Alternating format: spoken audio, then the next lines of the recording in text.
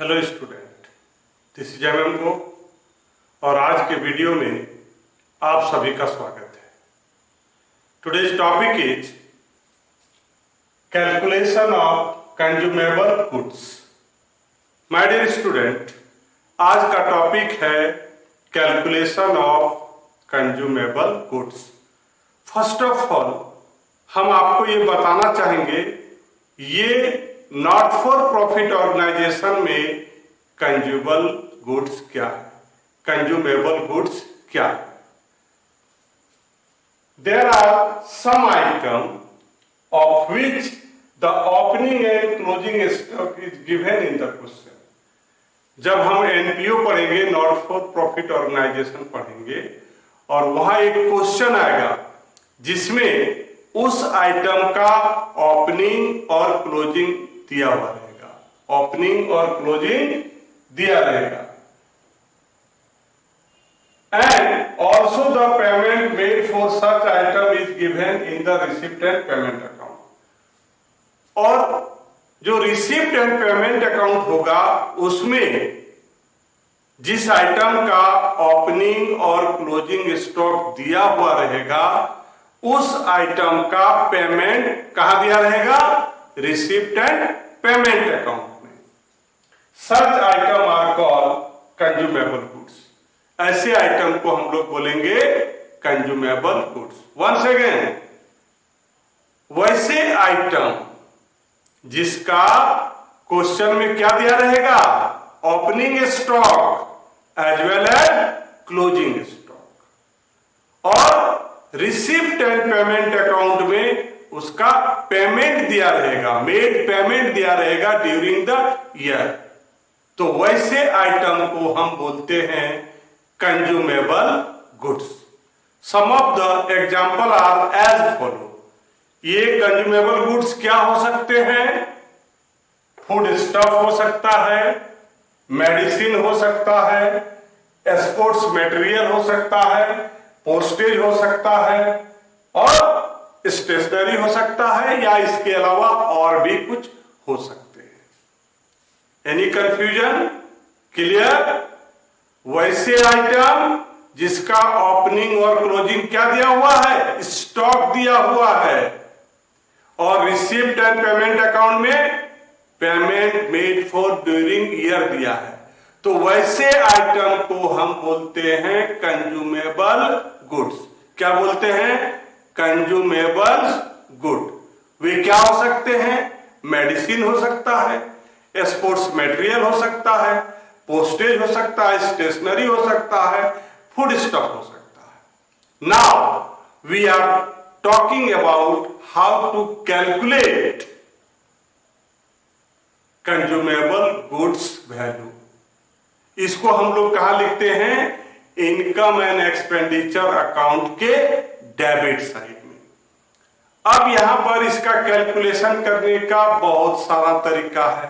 अब एक ऐसा क्वेश्चन जिसमें क्रेडिटर और स्टॉक दिया हो, क्या दिया हो? क्रेडिटर और स्टॉक दिया हो।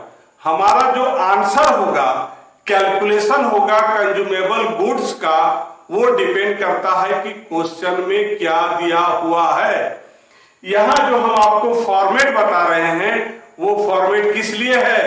जब क्वेश्चन में उस आइटम का ओपनिंग और क्लोजिंग स्टॉक दिया हुआ है, साथ में दिया हुआ है made payment during the year दिया हुआ है, और क्या दिया हुआ है? ओपनिंग और क्लोजिंग क्रेडिटर, या क्रेडिटर एट द एंड और क्रेडिटर एट द बिगिनिंग। तब हम इस फॉर्मेट का फॉलो करेंगे।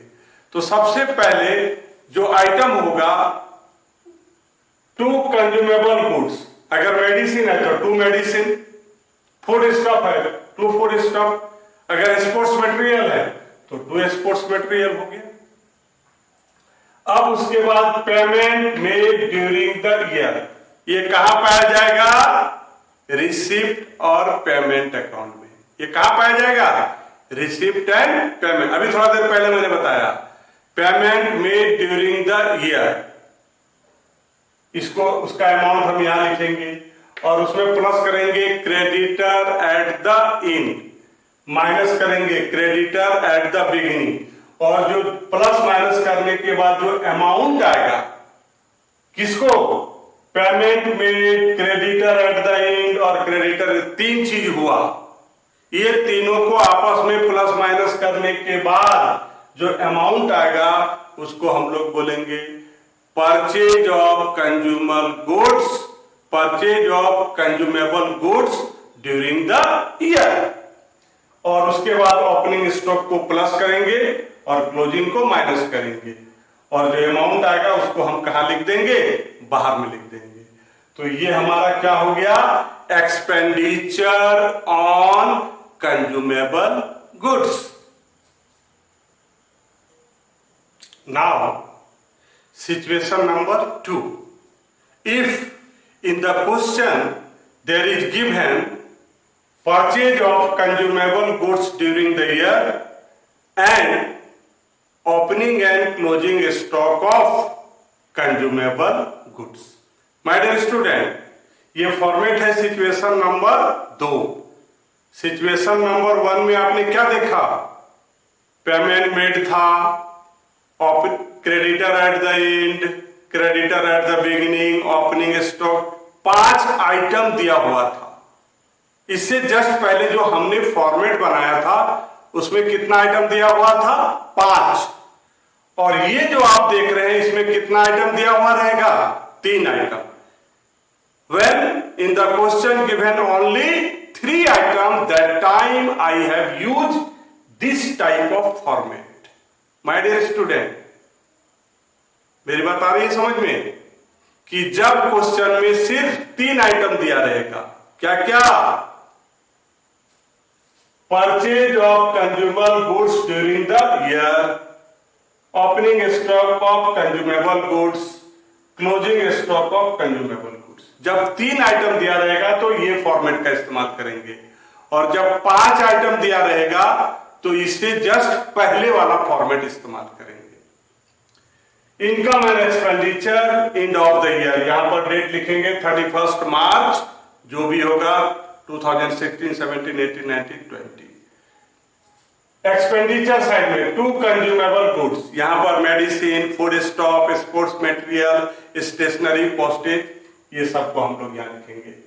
नीचे परचेज, जहां जहां कंज्यूमेबल गुड्स का हमने यहां इस्तेमाल किया है, अगर मेडिसिन है तो मेडिसिन लिखिएगा, अगर स्पोर्ट्स मटेरियल है तो स्पोर्ट्स मटेरियल लिखिएगा, फूड स्टॉक है तो फूड स्टॉक लिखिएगा। कहां, जहां जहां हमने कंज्यूमेबल गुड्स लिखा है। क्लियर है? तो सबसे पहले हम लोग यहां पर एक अमाउंट देंगे, purchase of consumable goods during the year, उस अमाउंट को यहां लिखेंगे। उसके बाद प्लस करेंगे opening stock of consumable goods यहां पर। फिर थर्ड में क्या होगा, closing stock of consumable goods यहां लिखेंगे।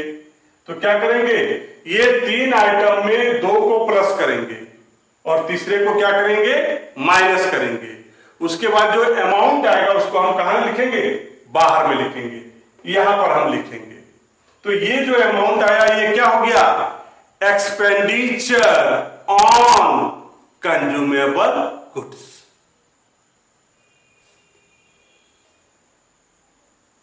Now situation number 3, there are 7 item is given. How many items is given? 7 item is given. The time we have used this type of format. My dear student, हमने आपको बताया situation number 1 when 5 item is given, situation number 2 when 3 item is given, situation number 3 when 7 item is given. आप यहां हमसे पढ़ रहे हैं calculation of consumable goods. तो ये डिपेंड करता है कि सिचुएशन नंबर 1 है, 2 है, 3 है, एक साथ तीनों नहीं हो सकता है, तीनों में से कोई एक सिचुएशन होगा। तो सिचुएशन के अनुसार, अकॉर्डिंग टू सिचुएशन, हम प्रॉब्लम को सॉल्व करेंगे। तो आइए सीखते हैं सिचुएशन नंबर 3। यहां पर कितना आइटम दिया रहेगा? 7। यहां पर जो सिचुएशन नंबर 1 है वो टोटल रहेगा, ठीक उसी तरह सेम, सिर्फ एक प्लस होगा और एक माइनस होगा। वो क्या है? Advance to supplier in the beginning, इसको प्लस करेंगे, और advance to supplier at the end को माइनस करेंगे। माय डियर स्टूडेंट, ध्यान से, सिचुएशन नंबर 1 और 3 में सिर्फ अंतर है 2 आइटम का। वहां 5 हुआ करता था, यहां पर 7 है। तो सिर्फ आप 2 को याद रखिए कि जो 2 है वो एक है advance to supplier in beginning, उसको हम प्लस करेंगे। याद रखिएगा, advance to supplier in beginning, उसको हम क्या करेंगे? प्लस करेंगे। और advance to supplier at end, उसको क्या करेंगे? माइनस करेंगे। बाकी कोई अंतर नहीं, सारा चीज सेम है। सबसे पहले पेमेंट में ड्यूरिंग द ईयर ऐड करेंगे क्रेडिटर एट द एंड, उसमें ऐड करेंगे advance to the supplier in the beginning. अब माइनस शुरू हो गया, creditor in the beginning minus advance to the supplier at end minus. इसके बाद जो अमाउंट आएगा that will be purchase during the year. ये अमाउंट क्या हो गया? Purchase during the year. और उसके बाद का रास्ता आपको मालूम है, ओपनिंग को प्लस करते हैं और क्लोजिंग को माइनस करते हैं। वो अमाउंट बाहर में आएगा, तो जो अमाउंट बाहर में आएगा that will be the expenditure on consumable goods. My dear student, आज आप हमसे सीखे there are 3 situation, situation number 1, 2 and 3। और ये तीनों सिचुएशन क्या था? Calculation of consumable goods. Now my dear student, अगर आपको मेरी वीडियो अच्छी लगती है तो प्लीज मेरे चैनल को सब्सक्राइब कीजिए। Thank you.